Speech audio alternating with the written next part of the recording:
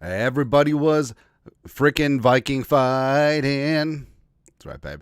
So, your Minnesota Vikings went on the road week 1 and put the bang thing on the New York Football Giants. Starting off the season 1-0. Slinging Sam Darnold, Aaron Jones, everyone on that defense looking really damn good. Pretty damn good. So, a lot of things to get to, a lot of things to recap. The Steelers just went up. Oh, by the way, trying not to be petty. I'm trying to be better in 2024, but Kirk Cousins threw 2 picks, including the game-sealing interception towards the end, as the Falcons are going to lose to the Steelers. Woo! That's right, man. Shane Nelson, $10 in the super chat. What up? Got a comment, got a question. Toss a couple bucks in the super chat, as well as let me know where you're watching from. I'll give a couple shout outs. Derek Baker, $20 Canadian Tire. D looks quicker and faster on the ball than last 2 years. Kevin O'Connell still the quarterback whisperer skull. So there's a lot of things to talk about. Number one, I think this is the most fun I've had watching a Vikings game in a while, where from soup to nuts, start to finish, it was just good feelings and good vibes. Like, the Vikings didn't collapse. They built upon their lead, 2 touchdowns in the third stanza, including a pick 6. The defense was good to go. And once they got the Giants on the mat, they didn't let them up.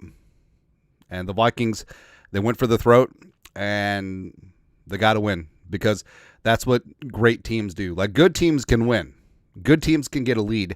Great teams have there be zeroed out, right? And I mean, there's a ton of, like, we'll get to 10 takeaways here in a second, but Andrew Van Ginkel, come on down, baby. Like, AVG is anything but average.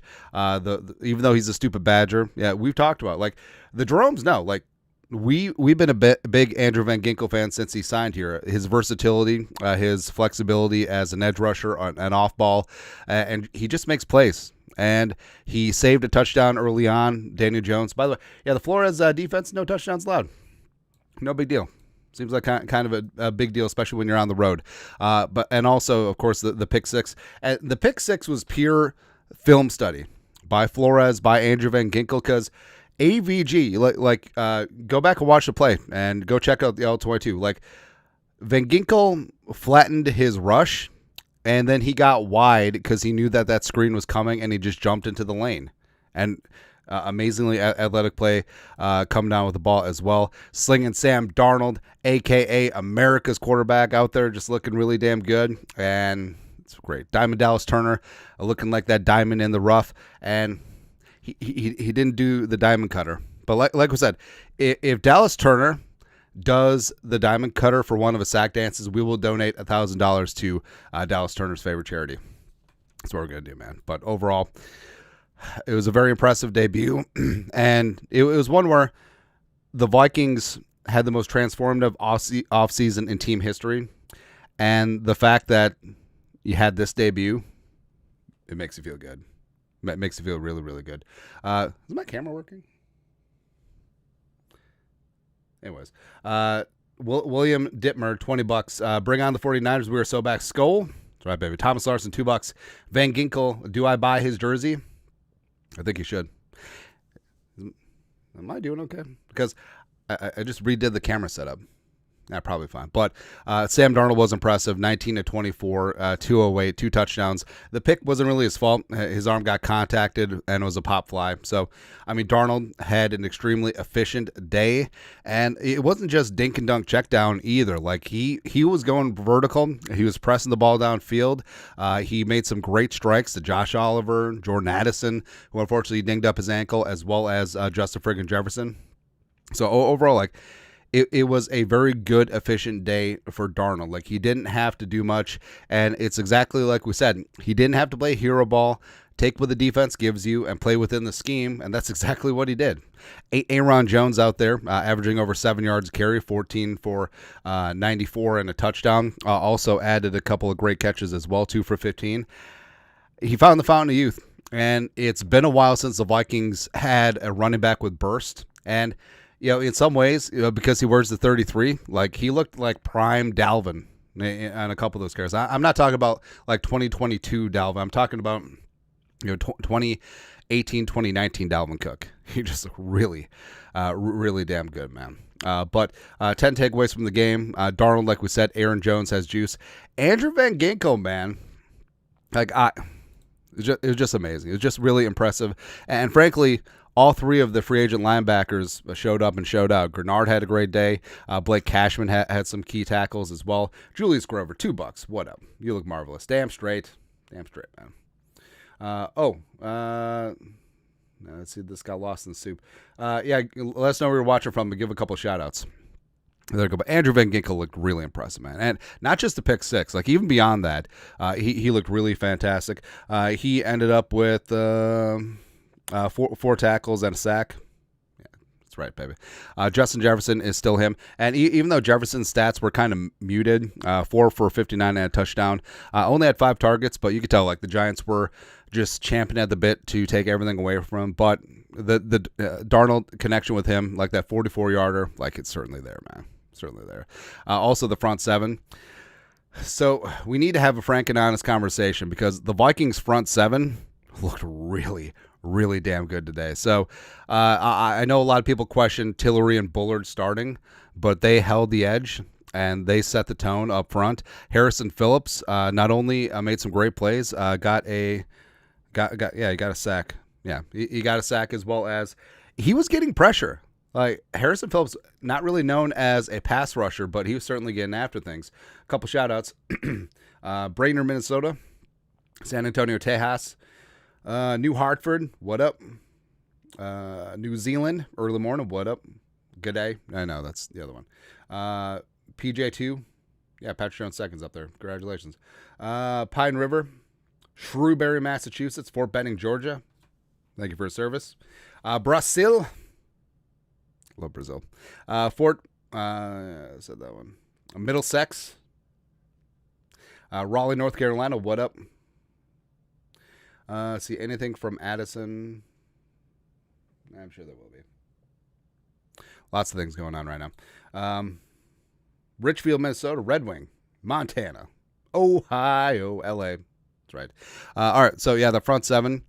And we said, like, the Vikings probably had the best linebacking core in the National Football League. AVG, Grenard, Turner, Pace, Cashman. And also, I said, like, I felt pretty good about the defensive line. Now, a lot of eyebrows were raised that Redmond and LDR were healthy scratches today. But I think it's more the Vikings were going to play a lot of sub-package, especially getting the Giants in hell. And Hottie Ward and Patrick Jones II were handed the dirt guys. Jones had himself 2 sacks. Ward was the hammer with the hammer and anvil T&E stunt with he and Dallas Turner in a 2-minute drill. So that looked really good as well. But LDR and Redmond will certainly get theirs. Justin Jefferson is still him, like we said. Offensive line. Could the offensive line be good? Because even though they struggled early, and Darnold did get sacked early, and the pressure from Lawrence did result in that interception. Mike Scott, $2 in Super Chat. What up? I actually think that they settled down pretty good. And even though, Bradbury had a penalty, Brandel had a phantom false starts, whatever, and Ingram gave up that sack early, but I think they settled down. And also, I mean, the strength of the Giants is their D-line with Dexter Lawrence and Thibodeau and Brian Burns. Did you even hear Brian Burns' name out there at all? Not really. Thibodeau, maybe outside that face mask on Darrisaw, not particularly, but Titans, you had one job. Damn it. Idiots. Idiotas.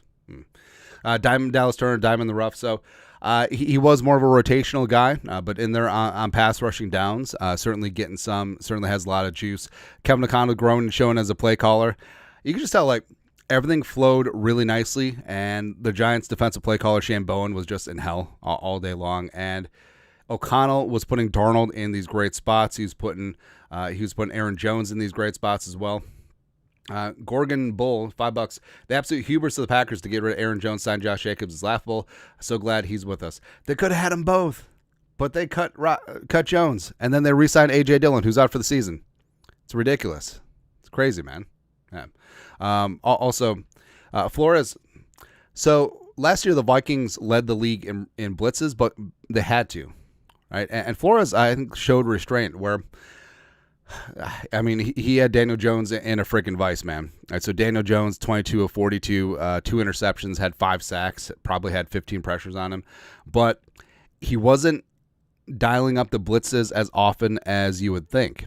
And I think that he obviously wants to get pressure with 4 and drop 7 because that's one of the best competitive advantages. It's great. And also, yeah, it is one game. Like, obviously, it feels very, very good, and celebrate it. But 24-hour rule, 24 hours, and then it's time to move on. Win, lose, or draw. But it's a really good showing. And I know the haters and losers will say, "Oh, well, it was just the Giants." Would you rather the Vikings be in a one-score game? Have like a nice 17-14 type game, or how about the Vikings show up and show out in all 3 phases except for Ryan Wright and do the damn thing? How about that? All right. But we are indeed on to San Francisco. Vikings start out 1-0. Starting off a little home stanza, welcoming in the Niners, and then Stephon Diggs and Case Keenum and Danielle Hunter and the Texans. And then on the road Packers now. Jordan Love probably won't be available for that game. Timeline, they said 3 to 6 weeks. That would be on the early edge of it, but we'll see. And then in London, then bye. Things are coming fast and furious for the Vikings. But overall, like, how can you not feel good about this? Like, you have to feel very good about the debut here. Kevin O'Connell was absolutely on one. I think that Flores was dealing as well. And Darnold was efficient distributing the ball. And he didn't try to do too much, which I think was his flaw with the Jets and the Panthers, because it felt like he had to, right? But now he understands, like, he's with the Avengers, and he has a great offensive play caller with Kevin O'Connell, and he doesn't have to do too much, and that's great, man. That's great. RX Vert, $2. How many sacks did the Vikings have? 5. Cinco. That's right, man. That's right. But overall, really, really impressive. But Niners going to be tough. Saddle up, partner. We're on to San Francisco, babe. But that's it. Vikings-Giants postgame show. Vikings get a W on the road, 28-6. Start off the season 1-0. Everyone's impressive. Everything is awesome. Traveler, $2. What's the deal with Wright? He's garbage. I don't even know if Ryan Wright's going to be the punter next Sunday. They did have a tryout last week, but we'll see. Anyways, you guys are the best. Stay tuned. We'll have winners and losers video out here shortly. Love this community. We're back. You guys are awesome. You know what to do. Want to support the show? Venmo. There you go.